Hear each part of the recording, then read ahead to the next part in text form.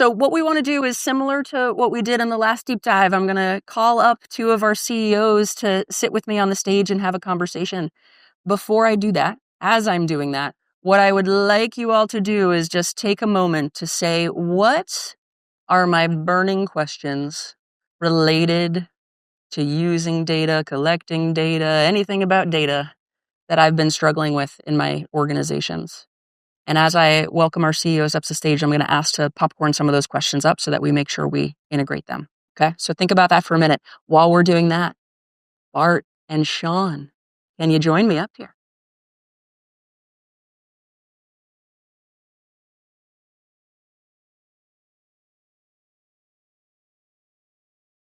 I do feel like at the beginning of this adventure we've been on, was that yesterday? That was yesterday. Yesterday, when we were coming up on stage, there was so much joy.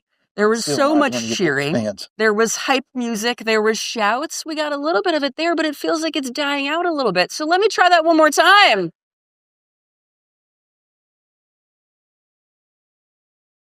Bart and Shawn, there we go. I'll pay you later, JR. That side did really well. I'm looking at y'all over here. It wasn't quite as loud. So we'll work on this. We'll work on it over the course of this. Okay, fantastic. So let me start with all of you. Are there any questions that you want to make sure we cover? Things you're struggling with related to data topics that you want to make sure we talk about? Yeah, please. Maybe just paralysis by analysis and your experience with that. Paralysis by analysis. Do y'all feel that one? Yep. So you mentioned it briefly, but just how do you change the mindset of funders from these vanity metrics that they love to hear about to information that's more meaningful and impactful for our kids? Okay. Where is that voice coming from? Oh, over there. Okay. I could not find you. All right. So changing the mindset of funders from vanity to meaning. Love it. Would love to hear if anyone is using any business intelligence tools to aggregate the data and create dashboards. Great questions. Yeah. If you have a KPIs dashboard or you're reporting this to your board, how you get them to really engage critically with the data and not just look at the green and red and kind of check it off and move forward. So getting the board specifically is what you said to engage? Okay. All right. Up here. Wait for the mic. Okay. The quantitative data drives a lot of our work, strategy, and decision making. But where's the place for qualitative data? That can also be equally as valuable. Yes, I love this. This is one of the things I say. As I mentioned before, we talk with funders a lot, and I'm like, qualitative data can still be rigorous and important data to collect and to understand. So thank you for that question. And how can we continue to work with team members to develop that strategic or design thinking mindset into converting that data into analysis, but also what's that next chapter afterwards? These are good questions. Right. You guys excited? Yeah. I'm going to start with the usual. I promise them that they don't have to be the experts in the room. We are all the experts in the room, but they are willing to be sort of the guinea pigs that kick off the answers to some of these questions. All right, so we'll have a chance to hear from all of you in the room, but Bart and Shawn, maybe before we dive into some of those more tactical things, I would love to start with each of you just reflecting on what are you proud of about your data and data use in your organizations? Proud of? Bart just voluntold. Yeah, he was like, "Oh, see that. That's Shawn." They weren't saying go Shawn. They're saying go Bart. No. You did have a bigger cheering section. I will say that. I don't know if it's proud. I mean, I think part of what we've really focused on is trying to figure out what exactly it is that we're trying to measure. And is it transactional or transformational is what we really talk about a lot. So number of kids that come into the club, that's transactional. ADA, that's transactional. Number of kids that go through a program, that's transactional. But then really for years we kept saying, so what? Like, why are we really measuring this? What does this mean? And, I was on the nonprofit side, operation side, went to a funder, came back. And one of the things that I noticed as a funder is I was getting rooms and I'd be like, tell me about your org. And they would just list, and we do this program and we do this program and we do this program and we serve these many kids. And it's just a lot to take in. And I remember thinking, okay, but not to be rude, but I'm like, but so what? Like, what are you actually, so you do all these things and what's your outcome when it's all said and done? And are those the right things to lead to your outcome? So long story short, for us, we over time got to, and it really started with community voice when I took over. First 100 days led a dozen visioning sessions with 300 stakeholders using design thinking, and it was everyone from youth to parents, staff, board members, funders, put them all in the same room and said, how do we reimagine this organization for greater community impact? And so what they gave us was kind of a list of symptoms, better graduation rates, need employment, teen pregnancy. And we talk about that as a rooftop or a treetop, but those are all symptoms. And so when you analyze that data, you say, okay, well, what's kind of connecting all those? And you go poverty. Okay, so that's a big connection point. That's who's being impacted the most on this. And then you say, but what causes poverty? And so that led us to understanding that there's 4 different types of capital that people need to lead to economic mobility. But then we said, okay, so these are the clinical definitions that you can Google. But then we sent those definitions back throughout our staff at all levels and said, what does human capital mean in the context of what we're doing? What does cultural capital mean? What does it mean in the context of what we're doing? And so they defined the different types of capital and found out that there was one capital missing, which was wellness capital. So we added that. So long story short, for us, we measure the 5 different types of capital because our whole model is really about economic mobility, moving youth up that ladder. Because what we know is that if we move them up the ladder, all those other things that we want to measure as far as, gun violence, breaking the prison pipeline, like all that stuff, if we move them up the economic mobility ladder, if we break the poverty cycle, ultimately we impact all those things. So everything we do is hyper focused on economic mobility. We throw any program through, through that test of which 5 types of capital does this program provide 2 types of capital, 5 types of capital? How is it, providing those different types of capital? And then we developed a model that helps us deliver those different types of capital. So it's I think where we are as an organization is now that we have our model, now we're ready to scale. But it's taken 5 years to get there, and we really fought this culture of numbers of transactional data. We really fought that because there's a lot of pressure from board and other folks like, yeah, but how many kids are you serving? How many kids are you serving? And we really push back on that to say it's really irrelevant unless we understand why we're serving them and what we're trying to accomplish with them. Mhm. It's like I scripted that answer. I love everything about what you said, right? Using data for not just marching to targets, as Kim was saying, but really driving action and learning as you go. And then everything we talked about yesterday about the impact outcomes and really seeing what's the transformational change we're trying to make, not what's the transactional of the numbers of kids we're reaching. Bart, before I come to you, Shawn, let me just ask one follow-up to bring in the questions from the room. 5 types of capital, you've got donors and everyone asking you for the numbers, but then you're trying to measure those 5 types of capital and the transformation that's happening. The paralysis by analysis, I could imagine there's a lot of data that is coming in and being processed. How do you navigate that, the paralysis by analysis, making sure that you're able to move forward and learn in action? So we don't really use the term, building the plane while flying it. It's really more of how you would develop an app, right? And there's 2 different ways to develop an app. There's this waterfall approach, where ultimately you get everything you want in that app. You really take all this time to really figure out what you want to do with this app, and then you build it versus, more of an adaptive, agile is what they call it, development, where you're like, yes, this is where we want to go, but we're going to develop this function first, test this function, then go to this next function, test that function, right? And so that it's the same approach with data for us, where yes, we're looking at everything from predictive data, right? Because we know that to truly build a prove economic mobility, 10-15 year process, right? So we're using predictive data while we, set the groundwork with a couple of universities on more long-term data as well, but then even short-term data, right? And really big, the thing that, I think funders really appreciate about us is that at every step of the way, every decision, every data point, they can really see the youth and the community involved in that decision and how we're processing it. Because at the end of the day, we all have egos, right? My way is the best way. Um, but another officer may say, "Oh, their way is the best way. Let's do this."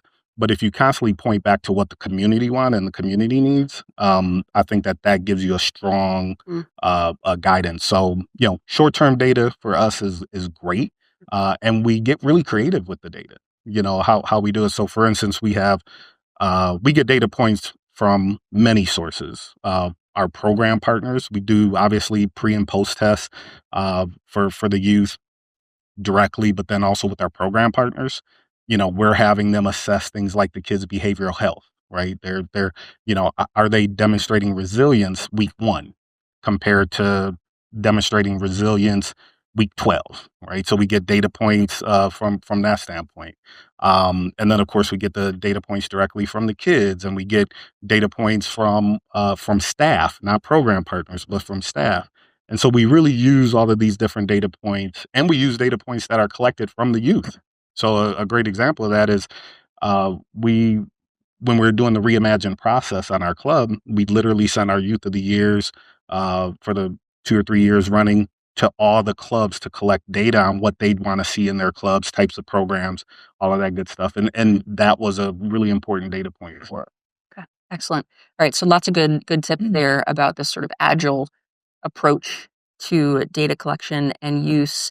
This idea that I think is so important as we're scaling, that you mentioned it took 5 years to figure out the model and now you're ready to scale. But the truth is that you're going to continue to test and iterate on that model because it's going to keep changing as you scale, right? So this agile testing, iterative approach to gathering, learning from, and acting on data is so critical as you scale.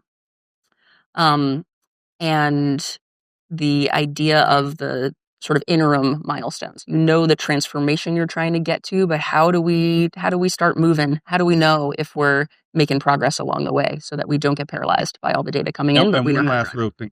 So to scale, what's the end result for scaling? So for us, what we know is we, want to get to impacting 50,000 youth. We've identified the specific communities that we're going into. We know the poverty rates in those communities. We know the exact number of youth living in poverty.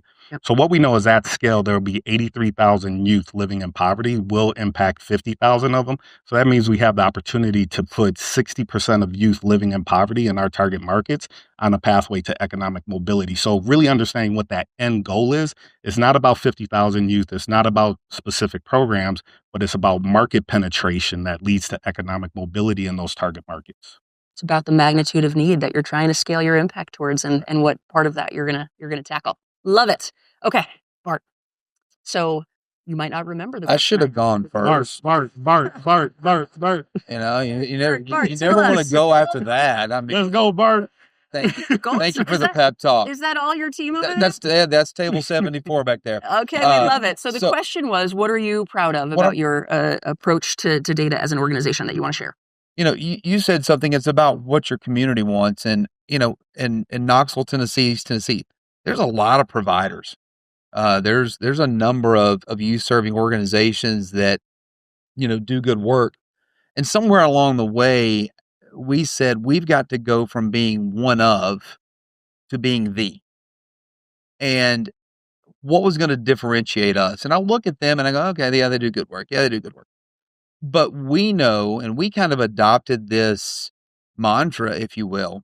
I don't know if it's a core value, an operating principle, or just a mindset of we change lives and can prove it. And we put it out there. And honestly, it came from a conversation I had with Jim several years ago about boldness.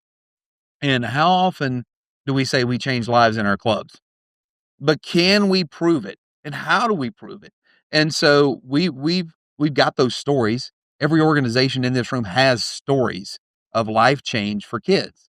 But being able to show those markers along the way, and an example absolutely would be, what I talked about yesterday with our pre-K program. We know what a key predictive indicator of third grade reading is. And in Knox County, which is our largest county, we serve 5 counties, 10 school districts. But in that district, 42% of our third graders are on grade level. And less than a quarter of kids are what are deemed kindergarten ready. And so if we want to move the third grade reading level, we want to make a significant jump. And, and I hate it when we set goals of 60%, 75%, which kids are we okay not getting there? Which kids are we okay saying, well, we can celebrate vanity. We got to our goal, but 30% of our kids still aren't there. They're still at risk. And so we said, hey, on this kindergarten thing, when we learned this was an issue, as we were exploring how do we better impact third grade reading, we said, hey, if we're going to do this, let's get this group of kids who are most vulnerable of going to kindergarten not prepared. And let's see if we can provide the services, get them to school more frequently, enroll more kids in the programs that already exist by providing this simple service. And what we saw was that the kids that came through our program, first year it was 40 kids, this year will be 120. They were going to kindergarten at an 82% rate of kindergarten readiness. So what's the likelihood that we're in year 3, so that first group of pre-K kids are now second graders. So next year, third grade reading, we'll start to establish pseudo-longitudinal results. So what I'm proud of with our organization is that we've embraced that mindset, and it's tracking the data around not only the academic success, but the social and emotional wellness, the comprehensive experience that we know kids need to have a successful future. And I go back to a conversation I was having with our largest annual donor about 7-8 years ago. It was one of my first years there in Knoxville. And he's a curmudgeon and he's a brilliant businessman. And I could tell him stories for days and he didn't give a rip. He didn't care. And he said, if we're not changing their lives, does what we're doing matter? And we really took that as a challenge, but also permission to really go hard after digging deeper and understanding root causes, but also understanding those things that are going to make the changes in kids' lives that we need. So our organization as a whole, I'd be lying if I said every club director is 110% on board and every area director and all that kind of stuff. They're not. Got 26 clubs, but on average, our organization is really embracing that concept. Let me dig in just a little bit more on that last comment that you made of, I'd be lying if I said, what are the lessons that you've learned about how to incentivize and encourage all of the people in the organization to be bought into the collection of the data, but then also the interrogation and learning from the data as well? Well, I think, the greatest example, we talked about this on our call a couple of weeks ago, is what we've done with summer enrichment and our summer learning. And what we learned, pre-COVID was when it came time for data collection and summer learning, our attitude toward it was lackadaisical at best. And the results were candidly lackadaisical at best. And so what we did, and actually we learned so much during that summer of 2020 when we did some really intentional stuff with a much smaller group of kids. And we engaged our staff in the planning and the preparation and true buy-in across the board. And so as we've done that with programs at every level, whether it be a specialized program with workforce development or something that we put in all 26 clubs, the more we involve our staff as a whole in that planning and kind of, bring them along in the process, they want to understand the success. They want to understand the impact. It's part of everybody's annual performance assessment and plan and all that kind of stuff. But truly bringing them along in the process and helping them understand, as the old cliche goes, helping them understand the why has been one of the most important things we've done across the board to get all 26 sites collecting that, looking at it. What does this mean? how do we make our club better for the kids we serve Monday through Friday? Love that. As you said, like the structures of, yes, it's in performance evaluations. Yes, we have the dashboards and the toolkits and everything else. But what it comes down to is communicating about the value and about the why, bringing it back to the mission. And I think that's just such a powerful lesson for leaders that are leading, scaling organizations. We get so heads down in the like, we got to do the task, we got to get the thing, we got to check the box. But to say it's also really important for leaders of scaling organizations to take a beat and say, all right, let me slow down. Yeah. Who do I need to communicate to? Who do I need to make sure they're on board with why we're doing this? Who do I need to, slow down and explain? Jacqueline was mentioning this too on the last panel. So a really helpful insight. All right. I said I would not make them be the experts, and all I've done so far is ask them questions. So this next one's coming out to y'all. Let's talk about different stakeholders. So there were some great questions about different stakeholders. One was about funders.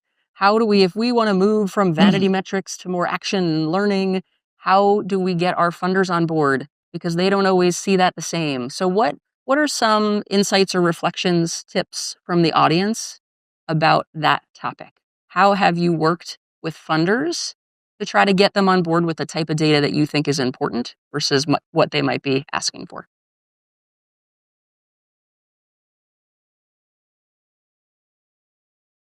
Well, I have a question. I'd be curious to learn what data are you using to drive unrestricted dollars, because most of the data really drives more restricted for a specific target program. So, just curious.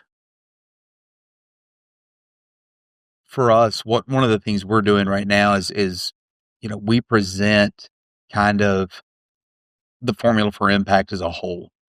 Kind of that we know if we have the attendance, we know if we're providing these programs, and for a funder, unrestricted funding, if it's helping us produce outcomes in academic success, health and wellness, good character and citizenship, and now the essential skills piece, which is pervasive, we know that it's helping us cover unrestricted cost. And so really what we've done to funders is, here's the data that we can show you on the number of kids we're impacting, the number of activities they're getting. So we show all of our academic programs, the number of kids that participate in it. And then that leads into, hey, this has produced these outcomes through the outputs, if that makes sense. Yeah, I think, similarly, I think our smaller donors fund specific programs. Our larger donors, foundations, government, they're funding the vision, right? Yeah. And one of the things I learned as a funder is resources follow vision. And so we cast a very big vision, which requires a lot of resources and unrestricted resources. Once again, it goes hand in hand with how you present to the funders. If I'm giving you a list of programs, right, and a list of data metrics that align to each one of those programs, then that's naturally how they're going to try and fund us, versus if I'm presenting a vision of reducing poverty, right, in these areas, putting kids on this pathway to economic mobility, and I can show you almost like a funnel how all these data points lead to this end goal. Then ultimately what they're funding is the vision, the model that we have, and it's unrestricted. We've secured significant dollars from an unrestricted standpoint, because as we explained to them, this is a model, so we need flexibility to be able to put dollars where we need to be able to put those dollars to achieve this goal. So can we agree that this is the goal, not running this program, right? This is the goal. And we may switch out programs, we may tweak programs. This is actually the goal. And if we can agree on that, then that's what they're actually funding, not a program. And I love that tip of really not going forward with the programmatic, but with the vision. And I do think that's a great tactic to try to get to the gold of unrestricted dollars. It also, though, tactically is a good tip for this idea of how do we move funders away from the vanity metrics, to say, even if you're going to give me restricted money, let me talk to you about the big picture of what we're trying to do. And it's not just about number of kids in these vanity metrics. It's about this change we're trying to see. And so let us report on those. Let me just say this. I think one thing we've got to do, and we've got to be bolder and more direct about this, we've got to tell funders what we need. We have got to tell funders what we need. We often let funders drive the ship, and we are the ones in the trenches with kids every day. And dang it, we know what the heck we're doing, and we have to be willing to tell them that. If we need salaries, damn it, tell them you need salaries. Okay, it's not funding us, right? It's funding our people that are doing the work. And I just think we've got to be very bold about that. We can use the data, we can make the numbers say whatever the heck we need them to say. We've got to be bold to the funders and tell them exactly what we need to accomplish the collective thing we both want. And part of that is showing the warts, Yep. right? And Oh, once again, yeah. this was something that really irked me as a funder was I would, be sitting across from a grantee and they'd say, "Oh my God, everything we're doing is magical. It's so amazing. But if you don't get us a check in the next 2 weeks, we can't make payroll." And I'm going, okay, if it's really this magical, if it's really all of these things, then why are you in this situation? And part of it is because often we're unwilling to show the warts. But the truth is that's what a good funder wants to see, because they want to see where they can actually help you and assist you and be a partner with you. And I think that's one of the things we did a good job on in this journey is in the beginning, I didn't promise metrics because I was very transparent that we're building a model. And the funders who wanted metrics that I couldn't produce, they walked away. But what I knew is that if I promised something and couldn't deliver, that would impact us long term versus being able to say, no, I'm building a model and this is what I can deliver. Many of those funders came back now as we have data. Now we're ready to scale. Now they're a good fit, but they weren't a good fit, year 1, year 2. And so we didn't chase them. We just said they're not a good fit for us and moved on. But we got to show the warts. We got to show where we truly are as an organization. Mm-hmm. Excellent points. I to echo what you said, Bart, about we need to push the funders. I think we have such a hesitancy to do that. Understandably, they have the checks in their pockets. We're a little worried about pissing them off, right? But it's the way we're going to get to impact at scale is by maybe not being aggressive and obnoxious about it, but really pushing a conversation to say, I hear, to the question about pushing them on metrics. I hear what you're asking for in the metrics. Can we talk about why you want those? Because here's what I think are the more important metrics for us to track.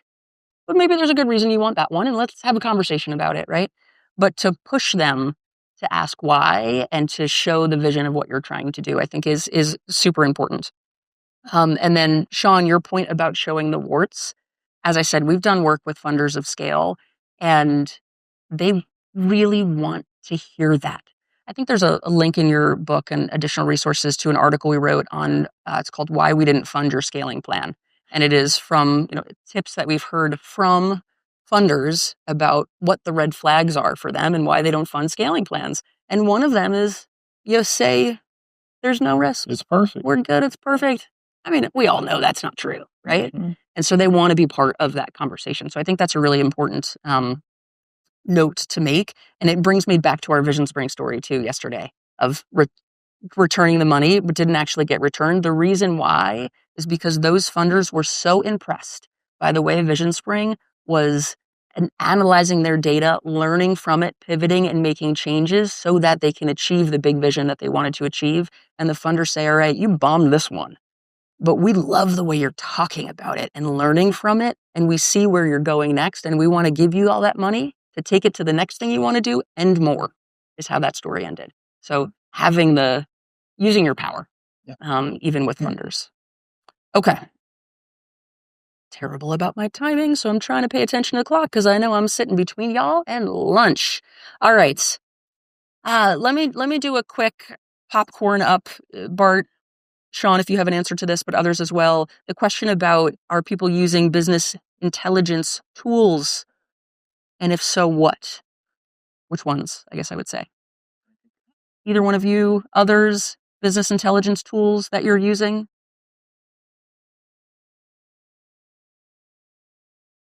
We're getting ready to dive in with a company on that.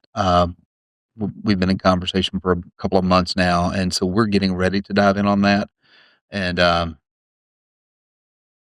certainly not an expert, but I've learned a lot about how we can better analyze and present and share. And so what I would say is if you're in a position, certainly explore it.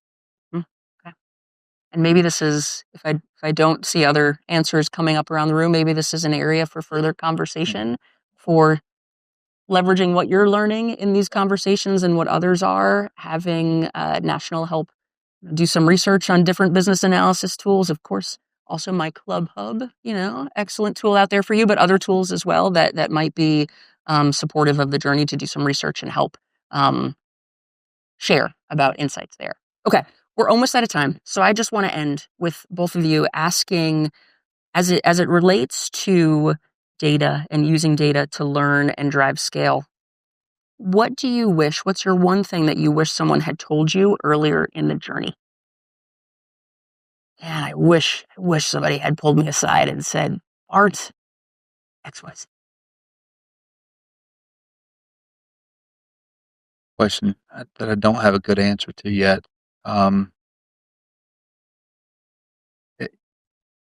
Don't collect data for data's sake. I mean, I think that's the one thing. I go back 7 years ago, and we were wearing kids out with stuff, and then it was going into a folder, and God only knows where it went. We'll probably find it when we move buildings here in a year or two. You go, what was that? Oh, okay, good. But really have a clear, for us now, not then, but a real clear plan for how everything is going to be used so that A, you don't wear your kids out, B, you don't wear your staff out, because every time you do something that doesn't get used for a real legitimate reason, all the other stuff loses its validity in their mind as well. So. Back to that Harambe story. The first question they ask themselves, why? Why are we collecting this data? Because we're not doing it just to collect data. Yeah. Why are we doing this?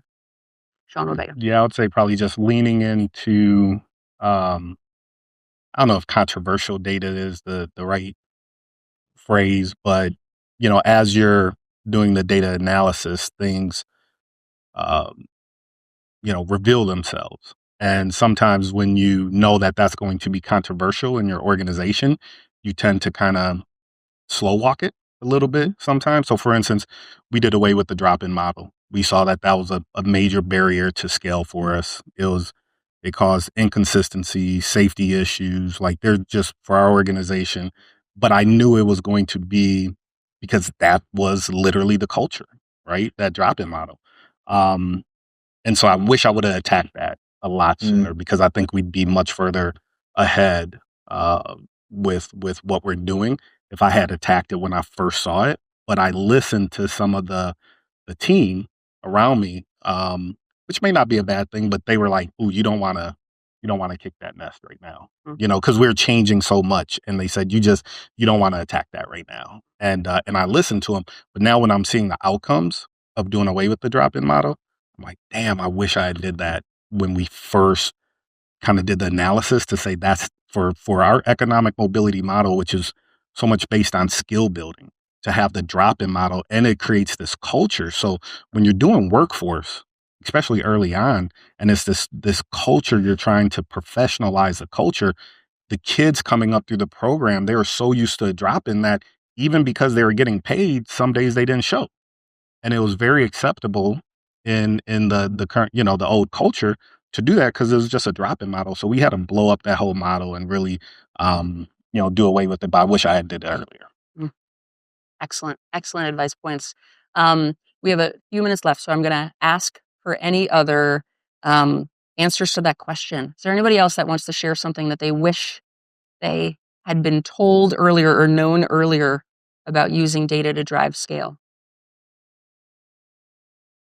Yeah, we were talking about it yesterday. I think that the parents and the guardians are such a crucial role to the difference we're making in the unit of the family, right? So I think sometimes we get so singular on the kid, but what's the impact that's actually having generationally and within that family, right? And then the advocacy that the self-advocacy that can go along with that. And what I just wanted to say, what I'm seeing in Southern California is a real push from funders to fund strong organizations. And I thought about that, and I think it's around differentiation. And I looked up just now, it's 1.8 million nonprofits in the U.S. How do they know who we are and what we do? And I think it's a great proposition for those organizations that can grasp it. If you really can demonstrate the vision and then how you're delivering on that, they want a relationship with you where it's not just one and done, right? Because that's ultimately, I think, moving along their objectives as well. So it's about not necessarily the individual program pieces we're moving forward, but how does that boil up to really create this strong network of organizational people all focused on the mission. And I do want to say one thing. What I've been really happy about is we're not competing with other boys and girls clubs in our mindset, right? It's all kind of we are in this together. It's really trying to pull some of that resource out of the for-profit sector or out of other areas within public education where it's not being maximized. It's really not making the impact. And so when funders see that, whether it's the state of California for us or an individual funder, they want to go on that journey with you. And so it's been helpful in terms of the long-term trajectory. And as we build up the ability to do this for another 100 years. Awesome. Thank you.